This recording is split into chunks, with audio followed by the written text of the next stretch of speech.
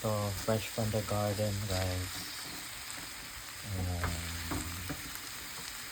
Yung palaya with ground chicken. Healthy. And do not put tomatoes, onions, and garlic. Nagod siya. So, the rest of the spices. Oregano, Italian seasoning, and powdered garlic with lemon. So,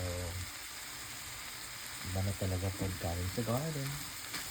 I think this is ready to eat.